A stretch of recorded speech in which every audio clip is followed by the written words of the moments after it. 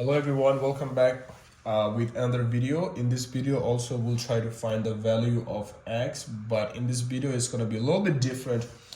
Before we did just like let's say we did before, like, x plus 5 is equal to 8. What is the value of x? Or maybe we try to find 3 minus x is equal to 4. What is the value of x, right? So that was like a different question. That was like a different type of question, but in this one there will be a fraction and we'll try to find the answer of x, right? So let's do, okay, let's switch side. Yeah, so let's do x over 4 is equal to 5, and maybe let's do one more. X over 6 is equal to 6. So you got quotient A and quotient B. So in this type of fraction quotient, how do you solve? How do you find the answer of x, right? X over 4 is equal to 5. So first thing, guys, you have to do is, let's say, so I'm going to be explaining here, but you can do it, people who know, they can do it very easy, but I'll be explaining. So x over 4 is equal to, now 5. Whenever, see, there's a fraction, so we'll try to make a 5, make the 5 look like fraction as well. So when you see just one number and you have to play that with the fraction, that's a little bit difficult, right? You think like, how do I do this? Because I have, like, top here, bottom here, I only have 1. I don't know if it is top or bottom, right? It makes sense. So we're gonna draw a same line just like this. So once you draw the line, anytime you see any number 5, that means number 5 has 1 at the bottom. It doesn't matter.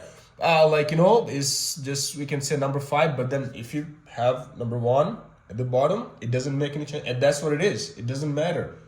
We can just keep it like this. Draw a line and number 1. It always, number 1, you can think like, how did number 1 come in here? Like, how did that happen? Which is, number 1 was always there. It is always there. But then we don't use it, we don't see it. But then it's like something very important, like emergency, right? When you need to use it, we pull it up, right? So we pulled it up.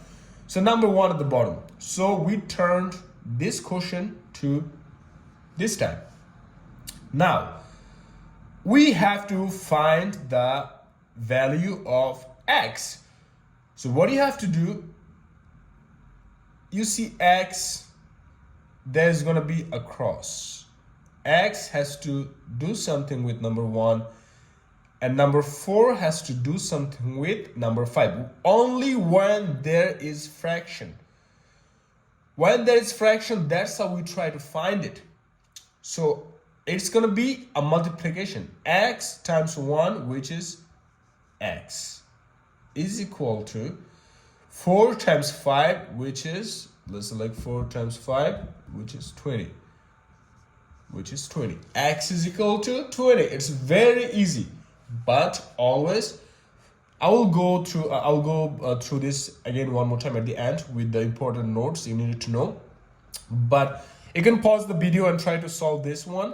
But if you want to stay with me, you can stay with me. It's all up to you. And once again, we're going to transform this in an easy shape. That way it helps us to solve it without losing any mark.